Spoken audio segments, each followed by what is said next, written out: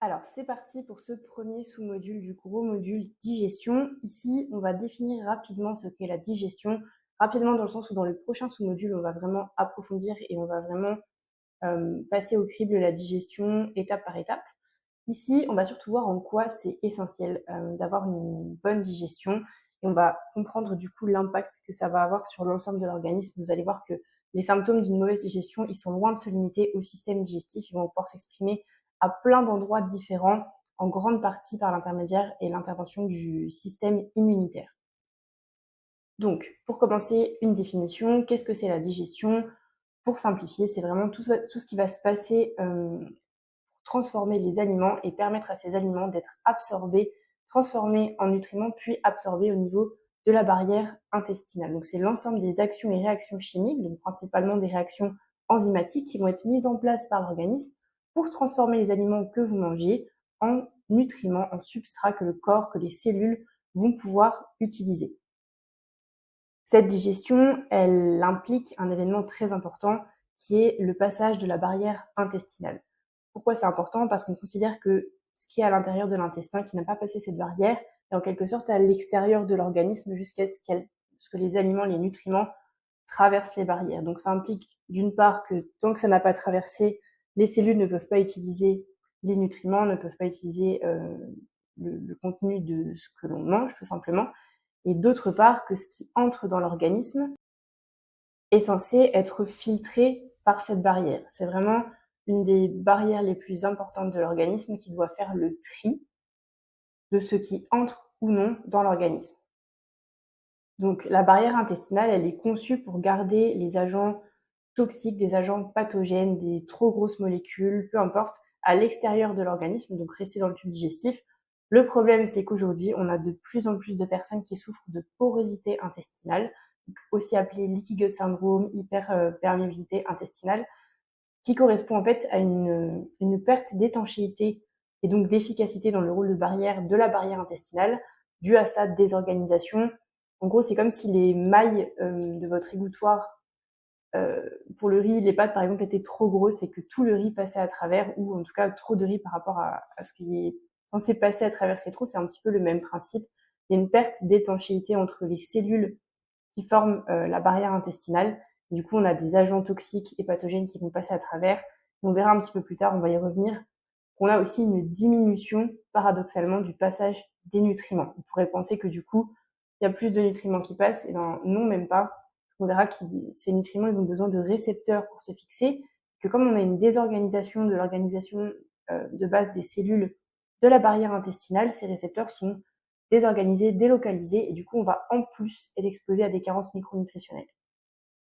Alors, la digestion ne s'arrête pas là, même si c'est un événement qui est vraiment important dans la digestion, ce passage de la barrière. En réalité, les éléments, les aliments qui n'ont pas été absorbés à travers cette barrière, qui n'ont pas été transformés correctement, vont continuer leur route vers le côlon, où on trouve, où habite le fameux microbiote, qui est en fait l'ensemble des micro-organismes qui peuplent notre intestin, qui composent notre flore intestinale, nos flores intestinales, parce qu'il y en a plusieurs constituées différemment. Donc c'est pareil, on y reviendra un petit peu plus en détail dans les sous-modules suivants. Alors, quelles vont être les conséquences d'une mauvaise digestion? Tout d'abord, on va avoir les symptômes qui sont vraiment situés au niveau du système digestif. Donc, s'il va s'agir des gaz qui soient odorants, plutôt inodores, abondants, vraiment en excès ou peu abondants, mais généralement odorants dans ce cas-là. Des ballonnements, des douleurs abdominales, des crampes abdominales, des troubles du transit, qu'il s'agisse de constipation, de diarrhée, d'alternance des deux. Donc, en sachant que un transit normal, c'est un transit, on a une voire deux selles par jour moulées. Voilà, quand on va être à moins que ça ou plus que ça, ou des selles qui sont pas moulées, qui sont soit très dures, très sèches à évacuer, soit liquides ou non moulées, on va considérer qu'on a un trouble du transit. On va avoir aussi tout ce qui est lourdeur digestive, nausées, écœurement ou vraiment grosse fatigue après le repas. Ça, c'est des symptômes de troubles digestifs qui s'expriment au niveau de la sphère digestive, donc qui sont généralement assez faciles à mettre en évidence. La deuxième conséquence d'une mauvaise digestion, ça va être une perte d'énergie, donc tout simplement une fatigue Rappelez-vous dans l'introduction, on voit que l'énergie ne peut pas être partout. Elle peut pas être à la fois dans la case, vitalité au maximum, la case immunité au maximum et la case digestion maximum. Or la digestion est une tâche prioritaire pour l'organisme que l'organisme va juger comme étant prioritaire. Donc c'est vraiment quelque chose qui va recruter énormément d'énergie au détriment de l'énergie qu'on va avoir par exemple dans l'immunité ou dans la vitalité. Donc ça va se traduire tout simplement par une fatigue en termes de symptômes. Une mauvaise digestion, ça va également entraîner un dérèglement du système immunitaire et c'est probablement le point le plus important de ce module puisque c'est celui qui va vraiment faire le lien direct avec l'inflammation. 95% du système immunitaire est situé autour de l'intestin. Pourquoi? Eh bien tout simplement pour assurer en quelque sorte une ligne de défense, une seconde ligne de défense après la première ligne qui est la barrière, au cas où la barrière intestinale n'agisse plus efficacement, n'effectue plus efficacement son rôle de barrière, son rôle de filtre. Et dans ce cas-là, on a une seconde ligne de défense avec le système immunitaire qui va détruire les pathogènes, les agents toxiques qui vont passer cette barrière et qui n'auraient pas dû. Et ça va se faire grâce à la mise en place d'une réaction inflammatoire, qui est vraiment tout l'objet de cette formation.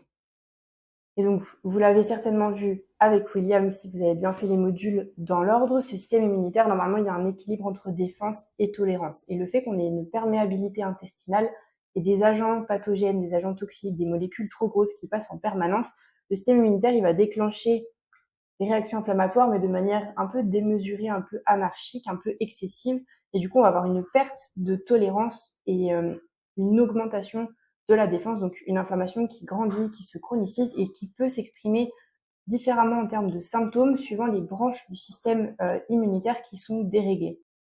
Donc on peut par exemple avoir des symptômes inflammatoires au niveau ostéo-articulaire, donc des inflammations articulaires, des articulations douloureuses, des tendinites à répétition, des bursites, par exemple, ce genre d'inflammation, mais on peut aussi avoir des réactions auto-immunes suivant la branche du système immunitaire qui va s'exprimer en excès, ou encore des allergies, ou encore de l'eczéma, par exemple. Alors d'autres symptômes qui peuvent être directement reliés à une mauvaise digestion, ça va être les troubles de l'humeur.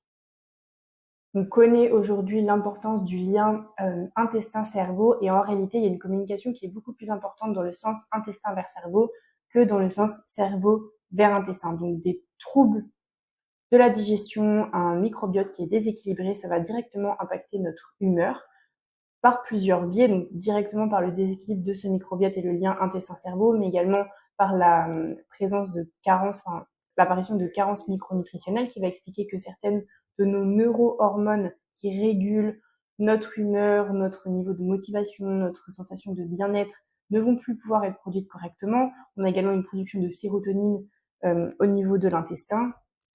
Donc voilà, il faut avoir conscience qu'une mauvaise digestion, ça peut aussi s'exprimer par des troubles de l'humeur. Ensuite, on va avoir les troubles cutanés. La peau est également une barrière, donc comme la barrière intestinale, et en fait les barrières sont liées principalement par le fait, par la présence de microbiote. On a un microbiote intestinal, mais on a aussi un microbiote cutané.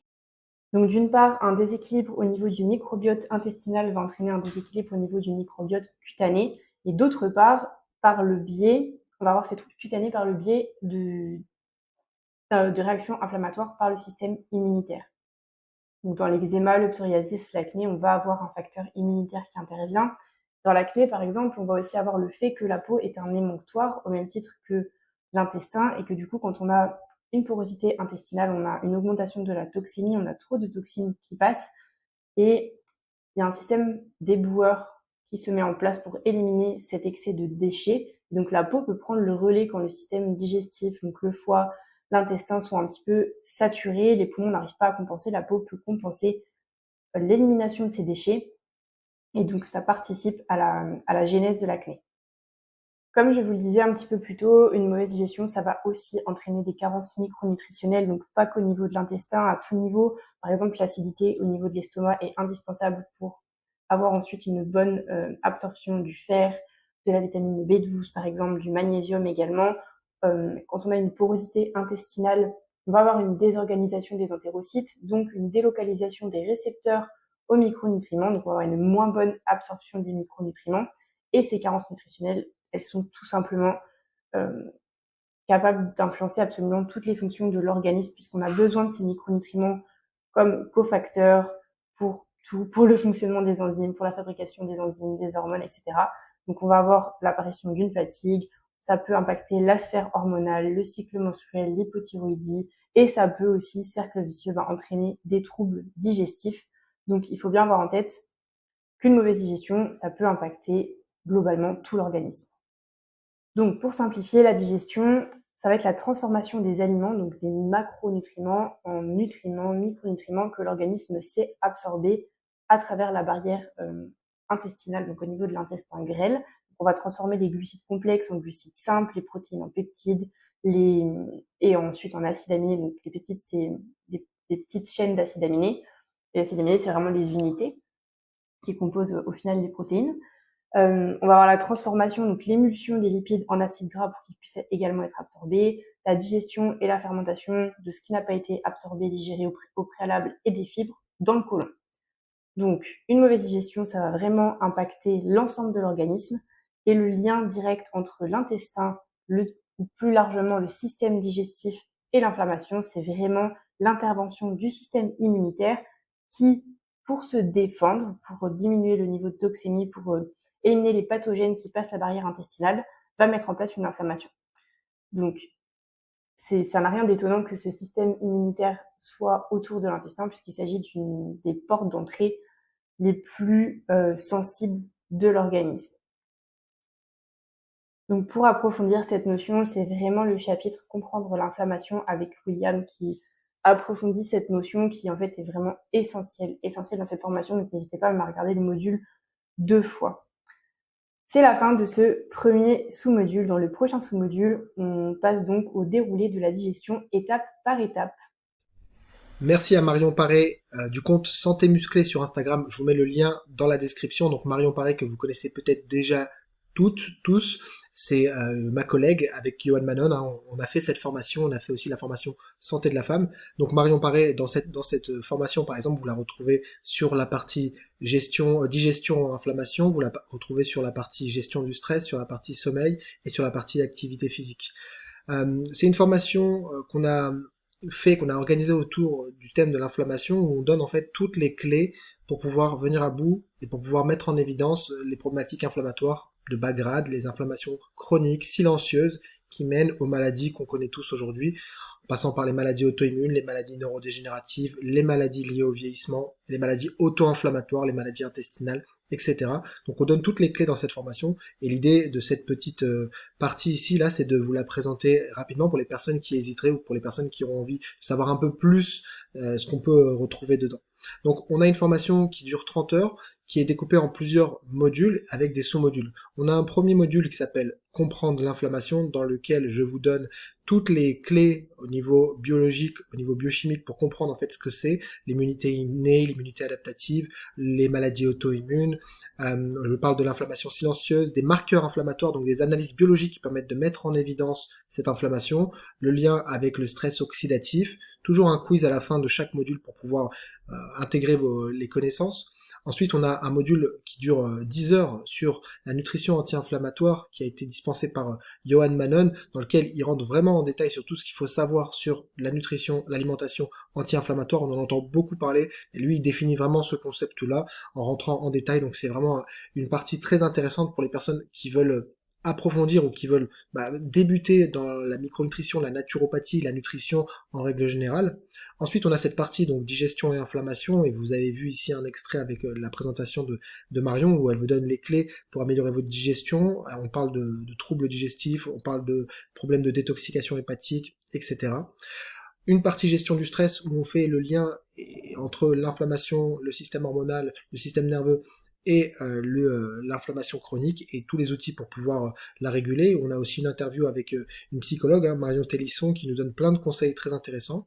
Une partie sur le sommeil qui est indispensable pour réguler l'inflammation. une partie sur l'activité physique également, et ici une partie hormonale que j'ai développée où je vous parle de résistance à l'insuline, de surpoids, d'obésité, je vous parle des différents types d'obésité et l'impact de ces différents types d'obésité sur l'inflammation, je vous parle du lien entre l'inflammation et la résistance à l'insuline, des solutions bien évidemment, je vous parle du burn-out, donc du système neuro-endocrinien et donc surtout le cortisol et l'interaction avec tous les différents systèmes au niveau de l'inflammation. Je vous parle des hormones thyroïdiennes. Ici, on a une bonne heure et demie sur les hormones thyroïdiennes et l'inflammation, la dominance en oestrogène et l'inflammation.